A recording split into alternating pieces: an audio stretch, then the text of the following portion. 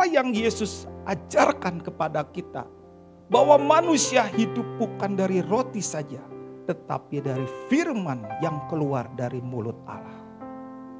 Berada dalam pimpinan Tuhan, walaupun itu merupakan kebutuhan sekalipun, walaupun itu adalah rasa lapar dan rasa haus, tapi Tuhan bilang, kenali pimpinanku, kenali gerakan hatiku, kenali langkah-langkahku, bukan sesuai dengan keinginan hatimu. Sekalipun itu keuntungan besar, sekalipun itu mengenai kebutuhan, tapi kalau engkau kenal Tuhan, jangan ambil tawaran iblis. Poin yang kedua, di ayat 5 sampai ayat 7.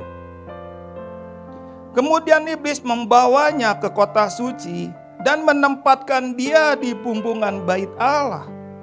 Lalu berkata kepadanya, jika engkau anak Allah, jatuhkanlah dirimu ke bawah, sebab ada tertulis mengenai engkau, ia akan memerintahkan malaikat-malaikatnya, dan mereka akan menantang engkau di atas tangannya, supaya kakimu jangan terantuk kepada batu. Yesus berkata kepadanya, ada tertulis, janganlah engkau mencobai Tuhan Allahmu. Ini cerita tentang apa? Ini cerita tentang bagaimana supaya orang itu melakukan sesuatu, naik ke tempat yang tinggi, jatuhkan dirimu. Semua orang kaget karena Yesus jatuh tidak seperti manusia jatuh. Oh, manusia jatuh dari tempat yang tinggi, jatuh langsung tewas. Iblis ingin supaya Yesus menjatuhkan diri, turun seperti film silat, landing dengan baik. Dan orang-orang terpukau. Inilah Mesias. Apakah itu juga yang orang-orang inginkan? Hari ini ada banyak anak-anak Tuhan juga seperti itu. Ingin melakukan satu tindakan supaya mereka cepat naik. Tindakan-tindakan yang memukau, tindakan-tindakan yang membuat orang hebat. Oh, hebat kamu, diberkati kamu. Banyak orang pengen kelihatan terpukau, membuat orang lain terpukau, kelihatan hebat, kelihatan keren. Apa yang Yesus lakukan? Yesus melakukan sesuatu yang tidak pernah mau mengikuti tawaran iblis. Yesus tidak pernah mau mengikuti tawaran iblis supaya menjatuhkan diri dari puncak bait suci. Tetapi Yesus memilih naik ke kayu salib sebagai korban penebusan umat manusia. Dia nggak mau ngikutin idenya iblis. Dia nggak mau ngikuti kata-katanya. Dia juga nggak pernah mau mengambil sedikit pun tawaran yang ditawarkan kepadanya.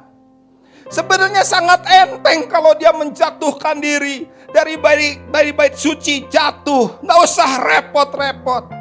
Nggak perlu dicambuk, nggak perlu harus pikul salib, harus dimahkotai duri, harus naik dan dipaku dan mati. Itu lebih simpel sebenarnya kalau naik dan menjatuhkan diri.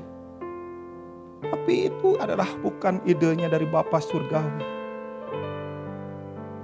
Itu adalah ide iblis. Hari ini juga sama. Ada banyak cara-cara mudah yang iblis tawarkan dalam hidupmu. Apakah engkau pilih itu? Atau engkau seperti anak kecil yang manja, masalah sedikit aja merengek-rengek, meraung-raung, Tuhan, kenapa kau bela aku? Kenapa kau tinggalkan aku? Kenapa Tuhan, kenapa? Kenapa kau izinkan masalah ini terjadi Tuhan? Anak kecil suka kayak gitu.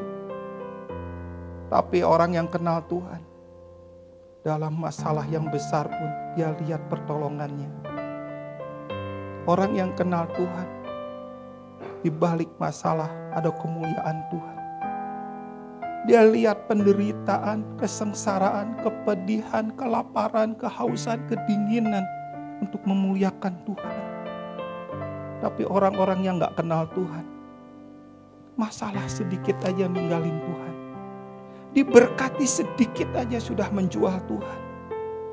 Tapi orang-orang yang kenal Tuhan, yang makin lama makin kuat berjalan menuju Allah di Sion, makin hari hatinya makin kokoh, hatinya makin kenal Tuhan, makin tahu pimpinan Tuhan. Enggak pernah mau melangkah kalau Tuhan enggak melangkah. Tidak akan pernah pergi kalau Tuhan tidak pernah pergi. Dia akan berkata seperti Musa, kalau bukan Tuhan yang memimpinku, aku tidak akan melangkah.